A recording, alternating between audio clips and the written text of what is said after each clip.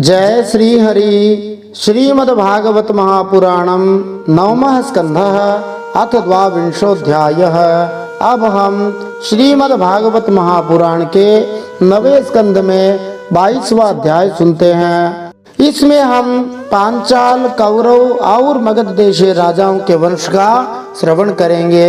श्री गणेशाय नमः, श्री सरस्वत्यै नमः, श्री गुरवे नमः, श्री पुराण पुरुषोत्तमाय नमः। पिछले नवे स्कंद के 21वें अध्याय में भरत वंश का वर्णन और राजा रंतिदेव की कथा सुनते हुए हमने जाना भरद्वाज जो भरत जी के गोद में गए थे अर्थात उनके दत्तक पुत्र हुए थे, उनके पुत्र हुए मन्यु। इन्हीं भरद्वाज के वंश में राजा रंतिदेव हुए, जिनका निर्मल यश इस लोक और परलोक सभी जगह गाया जाता है। ये इतने उदार थे कि इनके राज्य में एक बार जब अकाल पड़ा था तब इन्होंने अपना सारा अन्न धन दान कर दिया था। यहाँ तक कि पूरे राज्य की सभी संपत्ति दान करके ये अपने परिवार, पत्नी, बच्चों के साथ निकल गए थे। रास्ते में एक जंगल था, उस जंगल में वे रास्ता भूल गए और 48 दिन तक बिना पानी पिए ही रहे थे।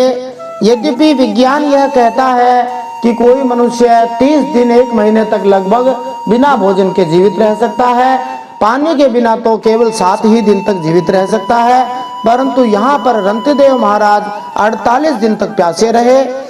49वें दिन सुबह सुबह उन्हें कुछ घी, खीर, हलवा और जल मिला।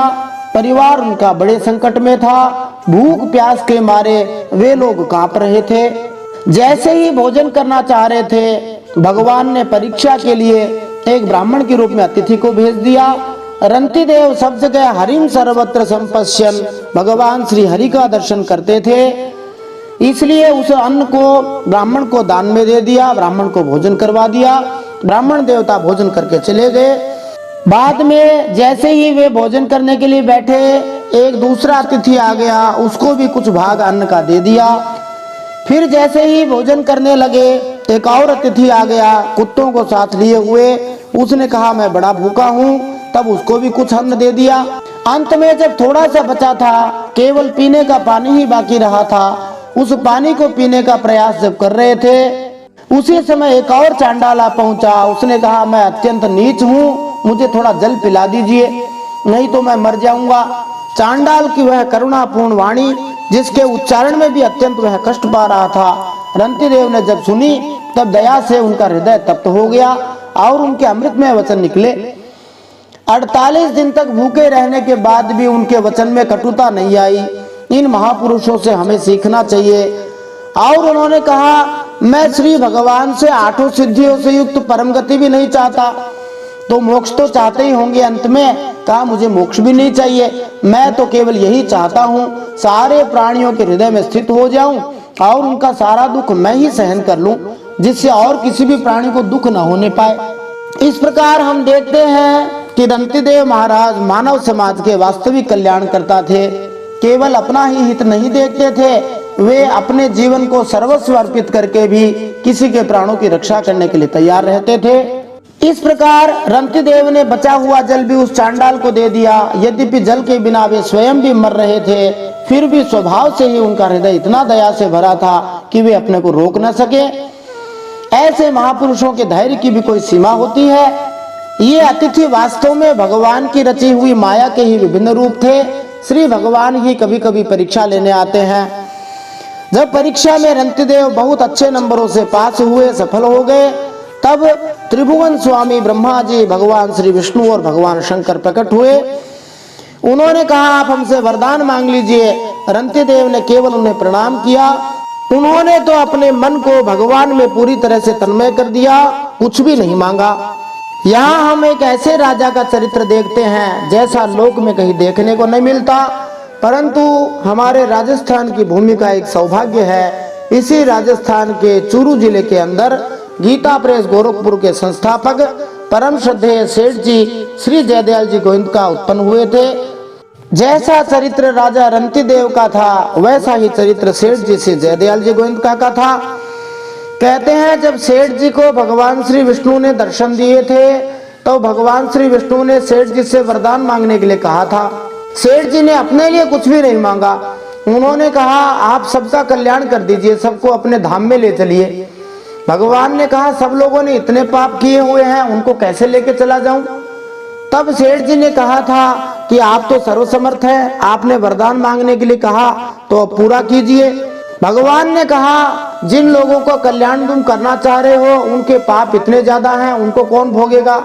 तब सेठ जी ने कहा यदि आप सबका कल्याण कर दो तो सबके बदले में चाहे आप मुझे अनेकों जन्मों तक नरक में रख दो, मैं उसके लिए तैयार हूँ। भगवान ने कहा तुमने मेरा दर्शन कर लिया, अब तुम ऐसा दुख नहीं पा सकते, परंतु फिर भी एक काम जरूर कर सकते हो कि जो तुम्हारी बात मानेगा उसका कल्याण निश्चित रूप से हो जाएगा। इस प्रकार हम देखते हैं कि जहाँ साधारण लोग भगवान से रात दिन कुछ न कुछ मांगते रहते हैं, परंतु राजा रंतिदेव और गीता प्रेस गोरखपुर के संस्थापक श्री सेठ जी जयदयाल जी गोयनका जैसे महापुरुष भगवान से भी कुछ नहीं मांगते। द्वाराचार्य मलूक पीठाधीश्वर वृंदावन के श्री राजेंद्र दास जी महाराज ने एक प्रसंग बताया था। एक बार सेठ जी श्री जयदयाल जी गोयनका सत्संग करवा रहे थे। उस सत्संग के बीच में ही भगवान श्री विष्णु प्रकट होकर उन्हें दर्शन देने आए थे। तब सेठ जी ने भगवान से पूछा आप क्यों आए। श्री भगवान ने कहा था मैं वरदान देने आया हूँ, दर्शन देने आया हूँ। सेठ जी ने कहा आप जाइए, हम सत्संग करवा रहे हैं।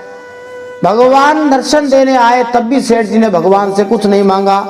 निश्चित रूप से ऐसे महापुरुष दुर्लभ हैं, परंतु हमारा सौभाग्य है कि कुछ 50-60 वर्ष पहले ऐसे महापुरुष ब्रह्म में लीन हो गए थे, भगवान के धाम में पहुंच गए थे। ऐसा अद्भुत कार्य करके गए, गीता प्रेस गोरखपुर की स्थापना करके गए, गोविंद भवन कलकत्ता, गीता भवन ऋषिकेश के अंदर, इसके अलावा चूरू में ऋषिकुल ब्रह्मचर्य आश्रम की स्थापना करके गए। इनका चरित्र पूरा रंतिदेव से मिलता है। रंतिदेव जी का भी ऐसा ही प्रभाव था, उनके अनुयायी भी उनके साथ रहने से योगी हो गए और सब भगवान के आश्रित परम भक्त बन गए। सेठ जी ने भी कहा था जो मेरी बात मानेगा उसका कल्याण हो जाएगा। सेठ जी के जो साथ रहने वाले थे वे भी सब उत्तम कोटि के महात्मा थे। इसीलिए परम श्रद्धेय स्वामी जी श्री राम सुखदास जी महाराज ने अंत में सेठ जी के पास ही रहना ठीक समझा था। सेठ जी के आदर्श को ही उन्होंने सर्वोपरि माना था। इन्हीं भरद्वाज के पुत्र थे मन्यु। मन्यु के गर्ग हुए थे, वे मूलतः क्षत्रिय ही थे, परंतु उनसे ब्राह्मण वंश भी चला था। इस प्रकार गर्ग मूलतः तो क्षत्रिय थे, परंतु उनसे ब्राह्मण वंश चला था और कहीं कहीं वैश्य अर्थात बनिए भी गर्ग गोत्री हुआ करते हैं। वे अपने नाम के आगे गर्ग लगाया करते हैं, तो गर्ग ब्राह्मण क्षत्रिय वैश्य तीनों ही हो गए, परंतु मूलतः वे क्षत्रिय थे। इन्हीं के वंश में हस्ती नामक राजा थे, उन्होंने हस्तिनापुर बसाई थी। इन हस्ती के 3 पुत्र थे, उनमें थे एक अजमीर। इन अजमीर के पुत्रों में प्रिय में आदि ब्राह्मण हुए थे। अजमीर क्षत्रिय थे, उनके कुछ पुत्र ब्राह्मण हुए, इसलिए उनका वंश ब्राह्मण में भी चला। कुछ स्थानों में मैड क्षेत्रीय अथवा मैड क्षत्रिय स्वर्णकार पाए जाते हैं, वे अपने आप को अजमीर महाराज से ही जोड़ते हैं, उन्हीं के वंश में वे पैदा हुए थे। ऐसा वे स्वर्णकार अर्थात सुनार लोग माना करते हैं। इन्हीं के वंश में आगे जाकर एक नीप नामक राजकुमार हुए थे। इन्होंने सुखदेव जी की लड़की से विवाह किया था। अब कोई यहाँ आश्चर्यचकित हो सकता है कि सुखदेव जी तो बैरागी महात्मा थे, फिर इनकी लड़की कहाँ से हो गई। सुखदेव जी असंग थे, लेकिन वन में जाते समय एक छाया शुक मानी दूसरा माया शुक रच कर गए थे और उस छाया शुक ने ही गृहस्थोचित व्यवहार किए थे। सुखदेव जी के पिताजी बड़े अधीर हो रहे थे, इसलिए सुखदेव जी ने एक दूसरा जो माया शुक है उसको छोड़ के गए थे। उन्हीं की कन्या कृत्वी हुई थी, जिससे नीप ने विवाह किया था। धर्म्यास्व नामक एक राजा हुए, जिनके 5 बेटे थे, मुद्गल, यवीनर, बृहदिशु, काम्पिल्य और संजय। धर्म्यास्व ने कहा था ये मेरे 5 बेटे 5 देशों का शासन करने में समर्थ हैं, इसलिए पंच अलम अर्थात 5 देशों का शासन करने में समर्थ हैं, अतः ये लोग पंचाल कहलाए थे। इन्हीं के ही वंशज पांचाल कहलाते हैं। महाराज द्रुपद पांचाल कहलाते थे। महाराज द्रुपद की पुत्री द्रौपदी पांचाली नाम से प्रसिद्ध हुई। इनमें जो मुद्गल थे उनसे मौद्गल्य नामक ब्राह्मण गोत्र की उत्पत्ति हुई। मूलतः मुद्गल गोत्री क्षत्रिय थे, बाद में वे ब्राह्मण हो गए। बहुत सारे लोग उनमें से मौद्गल्य भी लिखते हैं और बहुत सारे लोग मुद्गल भी लिखते हैं। इन भरम्यास्व के पुत्र मुद्गल से जुड़वा संतानें हुई थी। इनमें पुत्र का नाम था देवोदास और लड़की का नाम था अहल्या।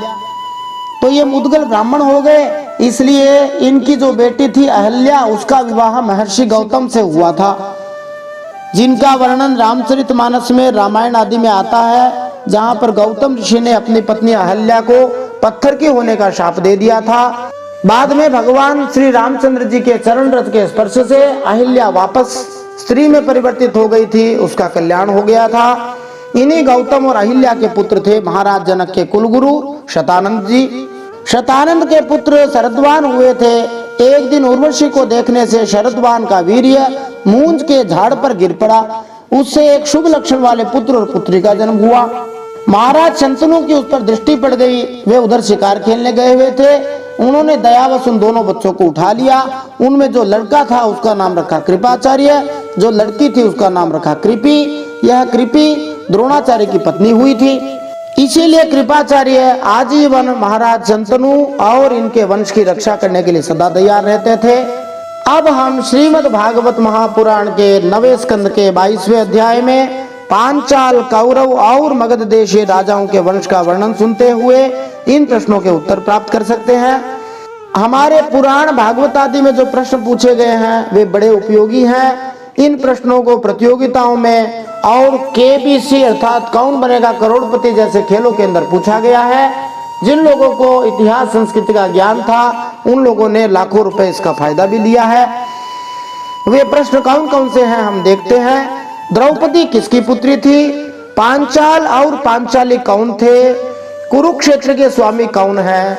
जरासंध किस प्रकार पैदा हुआ था? किस राजा के स्पर्श से बूढ़ा व्यक्ति जवान हो जाता था? श्रीमद् भागवतम में टच थेरेपी से भी आगे का विज्ञान है, ये अद्भुत विज्ञान है भागवतम में। राजा शांतनु अथवा शंतनु कौन थे? इन्हीं के 2 नाम बताए जाते हैं। कलाप ग्राम एक विशेष ग्राम है, उसकी क्या विशेषता है? 10वें चिरंजीवी कौन है? हमने अभी तक 7 ही चिरंजीवी सुने हैं, परंतु श्रीमद् भागवतम में अभी तक 10 चिरंजीवियों के नाम आए हैं। मत्स्यगर्भा, हरिणी पुत्र, गो का पुत्र, ये सब कौन थे? भागवतम में निश्चित रूप से अद्भुत विज्ञान है। भीष्म पितामह किसके पुत्र थे? चित्रांगद और विचित्रवीर्य कौन थे? श्रीमद् भागवत महापुराण सहित सभी पुराण और महाभारत को लिखने वाले भगवान व्यास जी किनके पुत्र रूप में प्रकट हुए थे? श्री सुखदेव जी ने श्रीमद् भागवत महापुराण का अध्ययन किससे किया था? व्यास जी ने यह श्रीमद् भागवत अपने पुत्र श्री सुखदेव जी को ही क्यों पढ़ाया था? किस राजा की राजयक्ष्मा रोग, जिसको आधुनिक भाषा में टीबी अथवा ट्यूबरक्लोसिस कहा जाता है, उस रोग से मृत्यु हो गई थी? धृतराष्ट्र, पांडु और विदुर जी किस प्रकार उत्पन्न हुए थे? धृतराष्ट्र की पत्नी कौन थी? उनके कितने पुत्र हुए थे? दुर्योधन की बहन का नाम क्या था? 5 पांडव किन देवताओं के अंश से जन्मे थे? 5 पांडवों में कुंती पुत्र मानी कौंतेय और माद्री पुत्र मानी माद्रेय कौन थे? 5 पांडवों के द्रौपदी से उत्पन्न पुत्रों के नाम क्या हैं? पौरवी किसकी पत्नी थी? घटोत्कच किसका पुत्र था? हिडिंबा और काली किसकी पत्नियां थी? सहदेव की पत्नी थी विजया और नकुल की पत्नी करेणुमति के पुत्र कौन थे? अर्जुन की प्रमुख रानियां कौन कौन थी? अर्जुन ने किस नागकन्या से विवाह किया था? अर्जुन की मणिपुर निवासी पत्नी कौन थी? अर्जुन का विवाह भगवान श्री कृष्ण की किस बहन से हुआ था? वीर अभिमन्यु किसके पुत्र थे? परीक्षित के माता पिता कौन थे? परीक्षित के पुत्रों के नाम क्या हैं? चंद्रवंश कलयुग में किस राजा के साथ समाप्त हो जाएगा? श्रीमद् भागवतम में आए प्रश्नों के उत्तर जानकर आप बहुत धन प्राप्त कर सकते हैं। कैसे? आइए इन सब प्रश्नों के उत्तर आज के इस 9वें स्कंद के 22वें अध्याय को सुनते हुए प्राप्त करते हैं। जय श्री हरि। नारायणं नमस्कृत्य नरं चैव नरोत्तमं देवीं सरस्वतीं व्यासं ततो जयमुदीरयेत्। भगवान श्री नरनारायण को प्रणाम करते हुए श्री गणेश जी महाराज, माता सरस्वती, वेदव्यास भगवान को प्रणाम करते हुए, हृदयाराध्य श्री हरिचरणों में प्रणाम करते हुए, भगवत स्वरूप श्रीमद् भागवत को प्रणाम करते हुए, श्री सुखदेव जी और परीक्षित महाराज को प्रणाम करते हुए, अनंत कोटि सब संत महात्माओं वैष्णवों को प्रणाम करते हुए अब हम श्रीमद् भागवत महापुराण के 9वें स्कंद में 22वां अध्याय सुनते हैं। इसमें हम पांचाल, कौरव और मगध देशीय राजाओं के वंश का वर्णन सुनेंगे और अजमेर के वंशजों का भी हम श्रवण करेंगे। श्रीमद् भागवत महापुराणम 9वां स्कंद अथ 12वां अध्याय। अब धीरे धीरे हम भगवान श्री कृष्ण की लीलाओं के प्रति 10वें स्कंद की ओर बढ़ रहे हैं। 3 दिन बाद भगवान श्री कृष्ण की लीलाओं में हम प्रवेश कर जाएंगे। श्री शुक उवाच मित्रेयुश्च दिवो दासाच्च वनस्तत्सुतो नृप सुदासः सह देवोऽथ सोमको जन्तु जन्मकृत् तस्य पुत्र शतं तेषां यवीयान् पृषतः सुतः द्रुपदो द्रौपदी तस्य धृष्टद्युम्नादयः सुताः। श्री सुखदेव जी परीक्षित महाराज से कहते हैं, दिवोदास का पुत्र था मित्रेयु, मित्रेयु के 4 पुत्र हुए, च्यवन, सुदास, सहदेव और सोमक। सोमक के 100 पुत्र थे, उनमें सबसे बड़ा जंतु और सबसे छोटा पृषद था। पृषद के पुत्र द्रुपद थे, द्रुपद के द्रौपदी नाम की पुत्री और धृष्टद्युम्न आदि पुत्र हुए। धृष्टद्युम्ना धृष्टकेतुर्भार्म्यः पंचालका इमे योजमीढ सुतो ह्यन्यारिक्षः संवरणस्ततः तपत्यां सूर्यकन्यायां कुरुक्षेत्रपतिः कुरु परीक्षित सुधनुर्जन्नुर्निषधाश्वः कुरुः सुता। धृष्टद्युम्न का पुत्र था धृष्टकेतु, भर्म्याश्व के वंश में उत्पन्न हुए, ये नरपति पांचाल कहलाए। अजमेर का दूसरा पुत्र था ऋक्ष, उनके पुत्र हुए संवरण। ये अजमेर ही बाद में स्वर्णकार के रूप में भी कई स्थानों पर जाने जाते हैं, इसलिए बहुत सारे सुनार स्वर्णकार जो मैड वंशीय कहलाते हैं वे अजमेर से ही उत्पन्न हुए थे। संवरण का विवाह सूर्य की कन्या तपति से हुआ था, उन्हीं के गर्भ से कुरुक्षेत्र के स्वामी कुरु का जन्म हुआ था। कुरु के 4 पुत्र हुए, परीक्षित, सुधन्वा, जन्मु और निषधाश्व।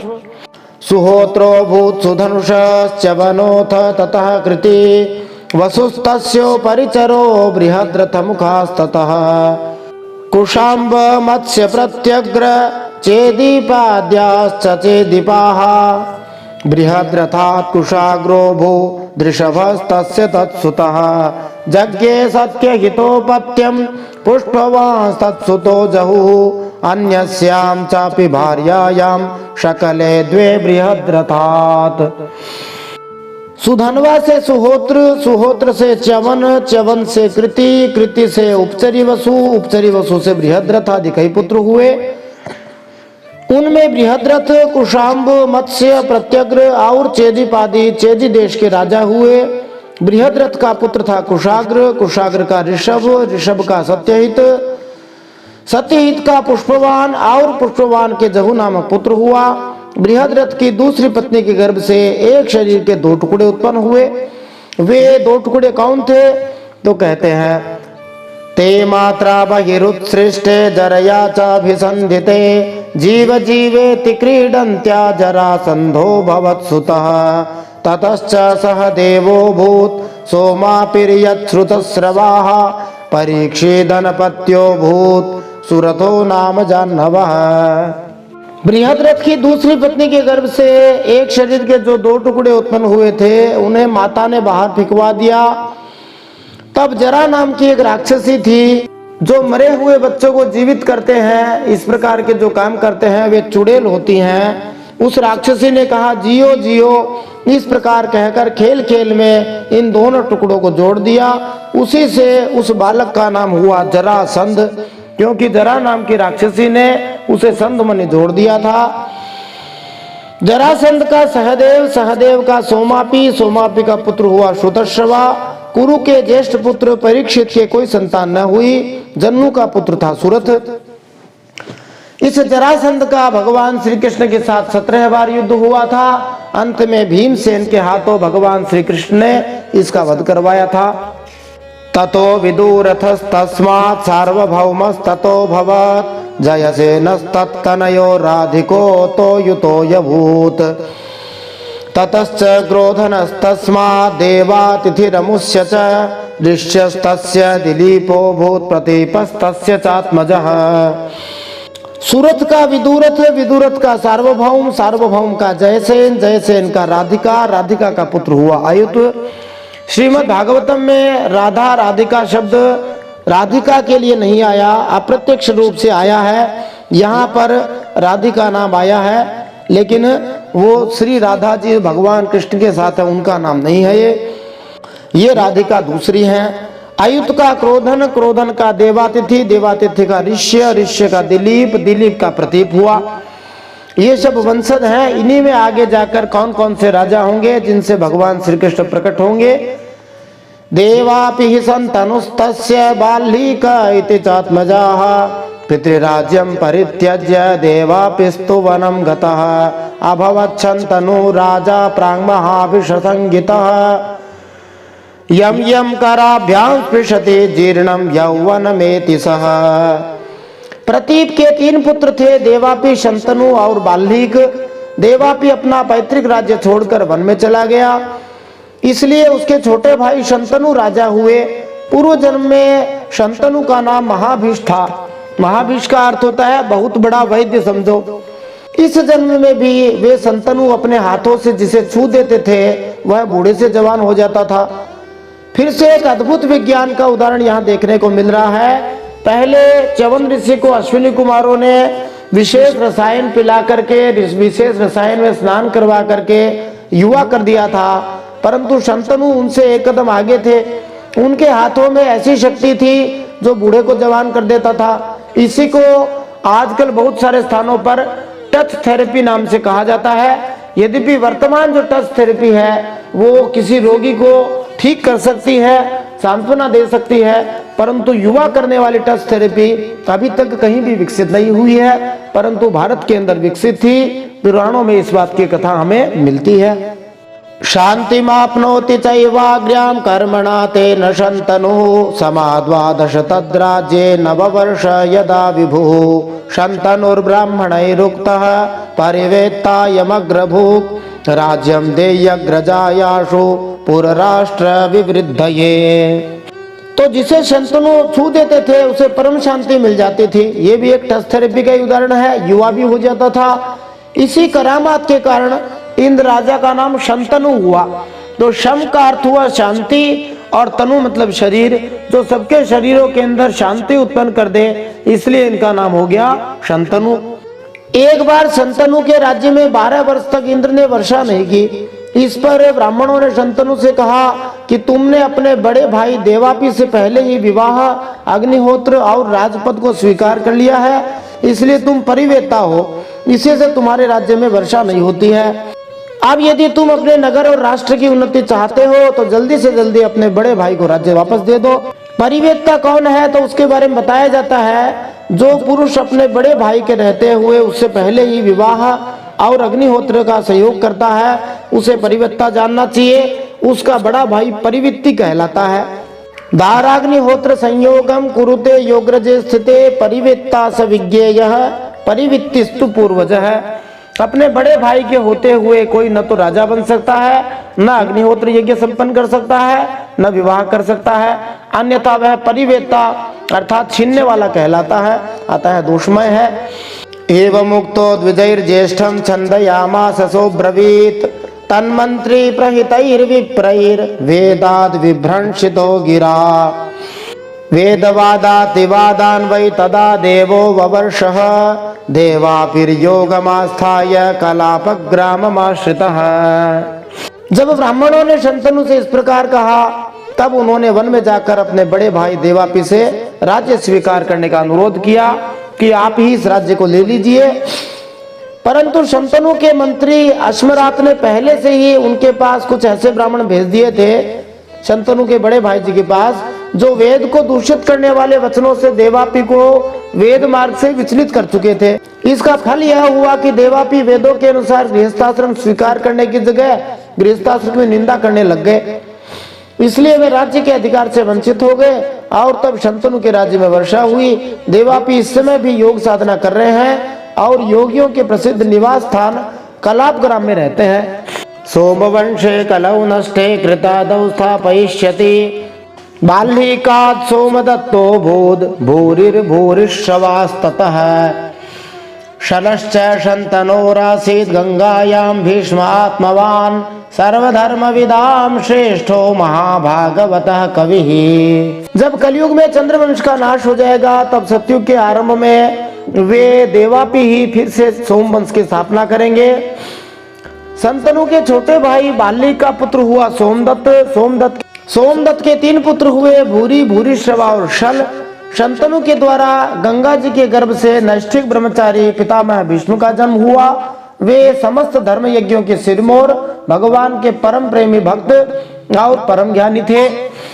ये भीष्म पितामह 12 महाजनों के अंदर, महाभक्तों के अंदर गिने जाते हैं। 12 महाभागवतों में इनका नाम आता है।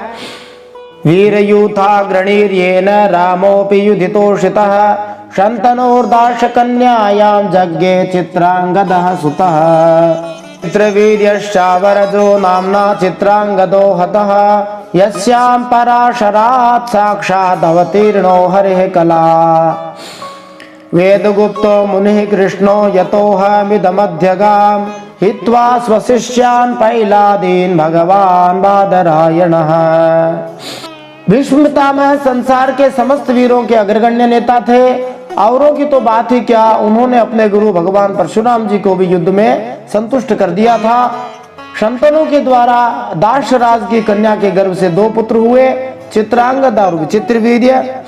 यह दासराज की कन्या वास्तव में उपरिचर वसु के वीर्य से मछली के गर्भ से उत्पन्न हुई थी, किंतु दासों माने केवटों के द्वारा पालित होने से वह केवटों की कन्या कहलाई।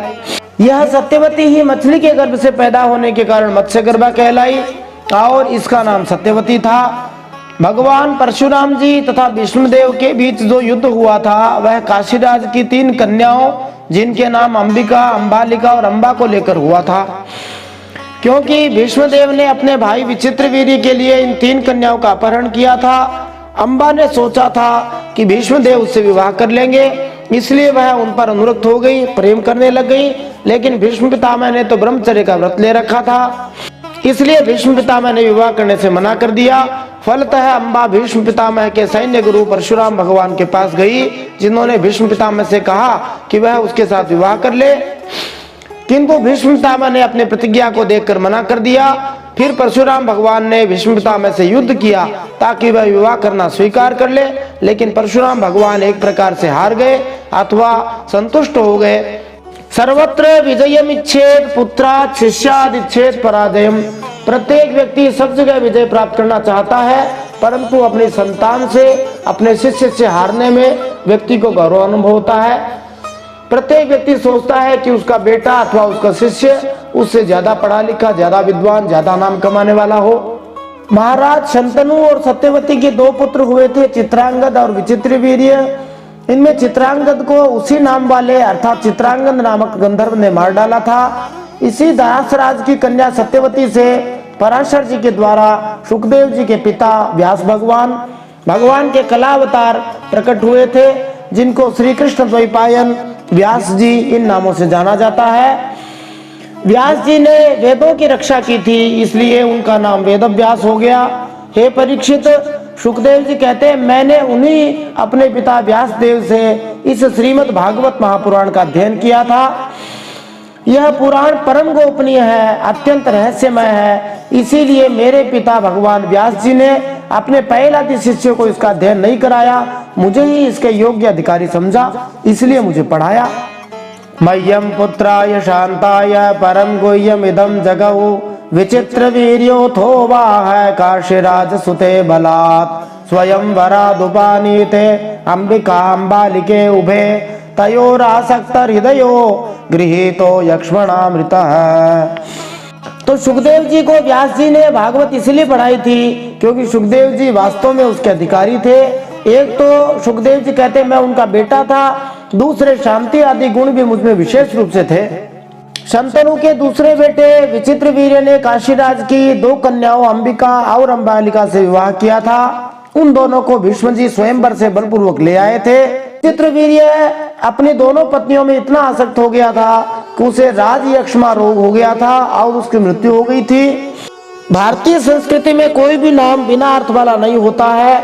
जैसे राम कहे तो आनंद मिलता है, कृष्ण कहे तो वो सबको खींचने वाले हैं, वैसे ही यहाँ पर विचित्रवीर्य नाम दिया है जिसका अर्थ होता है जिसका वीर्य विचित्र हो, अर्थात जिसका वीर्य क्षय हो गया हो। और यहाँ पर फिर से एक विज्ञान की बात आई है, एक ऐसे रोग का नाम आया है जिसको वर्तमान में टीबी अथवा ट्यूबरक्लोसिस के नाम से जाना जाता है।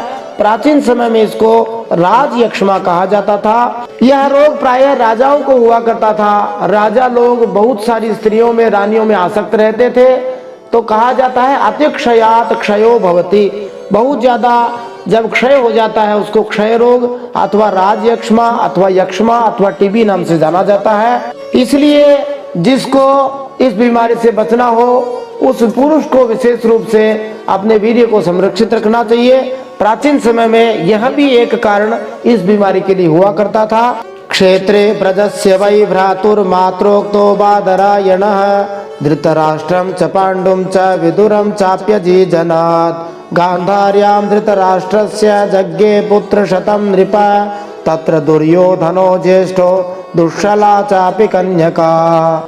विचित्रवीर्य क्योंकि राजयक्ष्मा से मर गया था इसलिए उसके कोई संतान नहीं हुई थी। सत्यवती माता ने भगवान व्यास जी से अपने संतानहीन भाई की स्त्रियों से धृतराष्ट्र और पांडु 2 पुत्र उत्पन्न किए थे। उनकी दासी से तीसरे पुत्र विदुर जी हुए थे। विचित्रवीर्य की मृत्यु यक्ष्मा रोग से हो गई थी और उसकी पत्नियां अंबिका और अंबालिका, उनसे कोई संतान न हुई थी। इसलिए विचित्रवीर्य की मृत्यु के बाद उसकी माता सत्यवती ने, जो कि श्री व्यास जी की भी माता थी, व्यास जी से कहा कि वे विचित्रवीर्य की पत्नियों से संतान उत्पन्न करें। उन दिनों पति का भाई माने देवर अपनी भाभी से संतान उत्पन्न कर सकता था। यह देवरेण सुतोत्पत्ति कहलाती थी। यदि किसी कारणवश पति संतान उत्पन्न करने में अक्षम होता था तो उसका भाई अपनी भाभी से संतान उत्पन्न कर सकता था। कलयुग में यह देवरेण सुतोत्पत्ति तथा अश्वमेध और गोमेध यज्ञ पूरी तरह से वर्जित है। ब्रह्मवैवर्त पुराण में कहा गया है अश्वमेधम गवालंबम संन्यासम पनपैत्रिकम देवरेण सुतोत्पत्तिम कलौ पंच विवर्जयेत। इस कलयुग में किसी को भी इस प्रकार अपनी भाभी से संतान उत्पन्न करने की आज्ञा शास्त्र नहीं देता है। प्राचीन समय की बात और थी, कलयुग के लोग कैसे पातकी होंगे इस बात को महापुरुष जानते थे, इसीलिए उन्होंने यह नियम बना दिया। ऐसी परंपरा आज भी कहीं कहीं देखने को मिलती है। किसी के पति की मृत्यु हो जाती है तो भाभी अपने देवर का चूड़ा पहन लेती है, अर्थात उससे विवाह कर लेती है, परंतु शास्त्र इसकी आज्ञा नहीं देता है, मना करता है। धृतराष्ट्र की पत्नी थी गांधारी, उसके गर्भ से 100 पुत्र उत्पन्न हुए थे। उनमें सबसे बड़ा था दुर्योधन, कन्या का नाम था दुःशला। ये 100 पुत्र एक साथ हुए थे अथवा पीछे सगर के 60,000 पुत्र हुए थे। ये एक प्रकार से थी टेस्ट ट्यूब बेबी ही कहे जाते हैं। शापान मैथुन रुद्धस्य पांडो कुंत्या महारथाः जाता धर्मा नीलेन्द्रेभ्यो युधिष्ठिर मुखास्त्रयः नकुलः सह देवश्च माद्र्यां नासत्यदस्रयोः द्रौपद्यां पंचभ्यः पुत्रास्ते पितरो भवान्। पांडु की पत्नी थी कुंती। शापवश पांडु स्त्री सहवास नहीं कर सकते थे, इसलिए उनकी पत्नी कुंती के गर्भ से धर्म, वायु और इंद्र के द्वारा क्रमशः युधिष्ठिर, भीमसेन और अर्जुन नाम के 3 पुत्र उत्पन्न हुए। ये तीनों के तीनों महारथी थे। युद्ध लड़ने वालों में रथी, अतिरथी और सर्वश्रेष्ठ महारथी होता है। जो एक साथ 10,000 लोगों से युद्ध कर सकता था उसे महारथी कहा जाता था। पांडु की दूसरी पत्नी का नाम था माद्री। दोनों अश्विनी कुमारों के द्वारा उसके गर्भ से नकुल और सहदेव का जन्म हुआ। इन 5 पांडवों के द्वारा द्रौपदी के गर्भ से तुम्हारे 5 चाचा उत्पन्न हुए थे। यहाँ पर ध्यातव्य है कि यद्यपि माद्री अपने पति के साथ सती हो गई थी, परंतु कुंती ने कभी भी सौतेले पुत्रों नकुल और सहदेव के साथ भेदभाव नहीं किया। सभी सौतेली माताओं को अपनी संतानों के साथ में समान व्यवहार करना चाहिए। यह हमें शास्त्र से सीखना चाहिए। जब शास्त्र पढ़ेंगे ही नहीं, शास्त्र सुनेंगे ही नहीं, तो हमें ये पता ही नहीं लगेगा कि हमें क्या करना चाहिए, क्या नहीं करना चाहिए। युधिष्ठिरात् प्रतिविंध्य श्रुतसेनो वृकोदरात् अर्जुनात् श्रुतकीर्तिस्तु शतानीकस्तुष्णाकुलिः सहदेव सुतो राजन् श्रुतकर्मा तथा परे युधिष्ठिरात् तु पौरव्यां देवकोऽथ घटोत्कचः। इन द्रौपदी के 5 पुत्रों में युधिष्ठिर के पुत्र का नाम था प्रतिविंध्य, भीमसेन और द्रौपदी का पुत्र था श्रुतसेन, अर्जुन द्रौपदी का पुत्र था श्रुतकीर्ति, नकुल द्रौपदी का पुत्र था शतानीक और सहदेव का श्रुतकर्मा। इनके अलावा युधिष्ठिर के पौरवी नाम की एक पत्नी थी, उनसे एक देवक नामक पुत्र हुआ। भीमसेन के घटोत्कच हुआ। भीमसेनाद्धिडिम्बायां काल्यां सर्वगतस्ततः सहदेवात् सुहोत्रं तु विजयासूत पार्वती करेणुमत्यां नकुलो निरमित्रं तथार्जुनः इरावन्तमुलूप्यां वै सुतायां बभ्रुवाहनं मणिपुरपतेः सोऽपि तत्पुत्रः पुत्रिका सुतः। इस घटोत्कच की माता थी हिडिंबा, काली से सर्वगत नामक पुत्र हुए। सहदेव के पर्वत कुमारी विजया से सुहोत्र, नकुल के करुणमति से निर्मित्र हुआ। अर्जुन द्वारा नाग कन्या उलूपी के गर्भ से इरावान और मणिपुर नरेश की कन्या से बब्रुवाहन का जन्म हुआ। बब्रुवाहन अपने नाना का ही पुत्र माना गया, क्योंकि पहले से ही यह बात तय हो चुकी थी। यह समझ लेना चाहिए कि पार्वती मणिपुर नामक अत्यंत प्राचीन पहाड़ी देश के राजा की कन्या थी। ये पार्वती सहदेव की पत्नी थी, भगवान महादेव जी की पत्नी पार्वती नहीं है। इसलिए 5000 वर्ष पहले भी जब पांडव शासन कर रहे थे तो मणिपुर का अस्तित्व था और इसका राजा भी होता था। इसलिए मणिपुर राज्य अत्यंत प्राचीन कुलीन वैष्णव राज्य था। यदि इसे वैष्णव राज्य के रूप में फिर से संगठित किया जाए तो महान सफलता प्राप्त हो सकती है, क्योंकि यह राज्य 5000 वर्षों से अपनी पहचान बनाए हुए है। यदि यहाँ वैष्णव वृत्ति का पुनर्जागरण हो तो यह संपूर्ण विश्व में अद्भुत स्थान सिद्ध हो सकता है। वैष्णव समाज में मणिपुरी वैष्णव अत्यंत विख्यात है। वृंदावन एवं नवद्वीप बंगाल में मणिपुर के राजा के बनाए हुए अनेक मंदिर हैं। ये मणिपुर के बारे में इसलिए बात करी जा रही है कि ये वर्तमान में भारत का एक राज्य है जहाँ पर धीरे धीरे ईसाई धर्मांतरण बहुत बढ़ रहा है। इसके अलावा त्रिपुरा नाम का एक राज्य है जहाँ पर आजाद होने के बाद भारत की स्वतंत्रता के लगभग 67 से 68 वर्षों बाद में पहली बार राष्ट्रगान गाया गया था। ये बड़े ही विचार की बात है, इसलिए यहाँ विचार किया जा रहा है कि भारत की जो संस्कृति है उस पर कैसे विचार करके उनको फिर से जोड़ा जाए। तवतातः सुभद्रायाम अभिमन्यु रजायत सर्वाधिरथ जिद्वीर उत्तरायाम ततो भवान परीक्षेणेषु कुरुषु द्रौणेर ब्रह्मास्त्र तेजसा त्वं च कृष्णानुभावेन सजीवो मोचितोऽन्तकात्। अब सुखदेव जी परीक्षित महाराज को उनके जन्म के बारे में बता रहे हैं। अर्जुन की सुभद्रा नाम की पत्नी से परीक्षित महाराज के पिता अभिमन्यु का जन्म हुआ था। वीर अभिमन्यु ने सभी अतिरथियों को जीत लिया था। अभिमन्यु के द्वारा उत्तरा के गर्भ से तुम्हारा अर्थात परीक्षित महाराज का जन्म हुआ। सुखदेव जी कहते हैं परीक्षित उस समय कुरुवंश का नाश हो चुका था। अश्वत्थामा के ब्रह्मास्त्र से तुम भी जल ही चुके थे, परंतु भगवान श्री कृष्ण ने अपने प्रभाव से कृपा से तुम्हें उस मृत्यु से जीता जागता बचा लिया। ऐसी बात नहीं है कि परीक्षित महाराज को अपने पिता, दादा, परदादा, दादी इनके बारे में पता नहीं था, परंतु ये एक तरीका है शास्त्र में किस प्रकार से वंश परंपरा को संरक्षित करके लिखा जाए जिससे लोग प्रामाणिक रूप से तथ्यों को जान सके। तवे में तनयास्तात जन्मे जय पूर्वकाः श्रुतसेनो भीमसेनो उग्रसेनश्च वीर्यवान् जन्मे जयस्त्वां विदित्वा तक्षकान् निधनं गतं सर्पान् वै सर्पयोगाग्नौ सहोष्यतिरुषान्वितः। सुखदेव जी कहते हैं तुम्हारे पुत्र तो सामने बैठे हुए हैं, फिर भी इनके नाम बता रहे हैं ताकि वंश परंपरा प्रामाणिक रूप में लिखी हुई सुरक्षित रह सके। परीक्षित महाराज के बेटे जन्मेजय, श्रुतसेन, भीमसेन और उग्रसेन थे। ये सब के सब बड़े पराक्रमी हैं। जब तक्षक के काटने से तुम्हारी मृत्यु हो जाएगी तब इस बात को जानकर जन्मेजय बहुत क्रोधित होगा और यह सर्प यज्ञ की आग में सर्पों का हवन करेगा। यहाँ हम सुखदेव जी की ज्योतिष विद्या अथवा भविष्य दृष्टि को देख रहे हैं, वे जान रहे हैं कि किस प्रकार से परीक्षित महाराज की मृत्यु होगी और उसके बाद में जन्मेजय क्या करने वाले हैं। कावशेयम पुरोधाय तुरम तुरग मेधयाट समन्तात् पृथिवीं सर्वां जित्वा यक्षति चाध्वरैः तस्य पुत्रः शतानीको याज्ञवल्क्या त्रयीं पठन् अस्त्रज्ञानं क्रियाज्ञानं शौनकात् परमेष्यति। यह काव से तुर को पुरोहित बनाकर अश्वमेध यज्ञ करेगा। सुखदेव जी कहते हैं यह जन्मेजय काव से तुर को पुरोहित बनाकर अश्वमेध यज्ञ करेगा और सब ओर से सारी पृथ्वी पर विजय प्राप्त करके यज्ञों के द्वारा भगवान की आराधना करेगा। जन्मेजय का पुत्र होगा शतानीक, वह याज्ञवल्क ऋषि से तीनों वेद और कर्मकांड की तथा कृपाचार्य से अस्त्र विद्या की शिक्षा प्राप्त करेगा एवं शौनक जी से आत्मज्ञान का संपादन करके परमात्मा को प्राप्त होगा। सहस्रानीकस्तत्पुत्रः ततश्चैवाश्वमेधजः असीम कृष्णस्तस्यापि नेमिचक्रस्तु तत्सुतः गजाभये ऋते नद्या कौशाम्ब्यां साधु वत्स्यति उक्तस्ततश्चित्ररथस्तस्मात् कविरथः सुतः।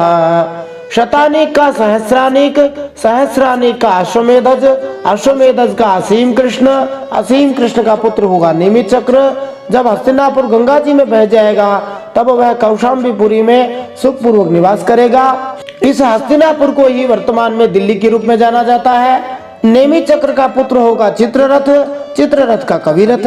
तस्माच्च वृष्टिमस्तस्य सुषेणोऽथ महीपतिः सुनीतस्तस्य भविता नृचक्षुर्यत्सुखी नलः परिप्लवः सुतस्तस्मान् मेधावी सुनयात्मजः नृपञ्जयस्ततो दूर्वस् तिमिस्तस्मात् जनिष्यति। कविरथ का वृष्टिमान, वृष्टिमान का राजा सुषेण, सुषेण का सुनीत, सुनीत का नृचक्षु, नृचक्षु का सुखीनल, सुखीनल का परिप्लव, परिप्लव का सुनय, सुनय का मेधावी, मेधावी का नृपंजय, नृपंजय का दूर्व और दूर्व का पुत्र तिमि होगा। तिमेर बृहद्रथस्तस्मात् शतानीकः सुदासजः शतानीकात् दुर्दमनस् तस्यापत्यं बहि नरः दण्डपाणिर्निमिस्तस्य क्षेमको भविता नृपः ब्रह्मक्षत्रस्य वै प्रोक्तो वंशो देवर्षि सत्कृतः।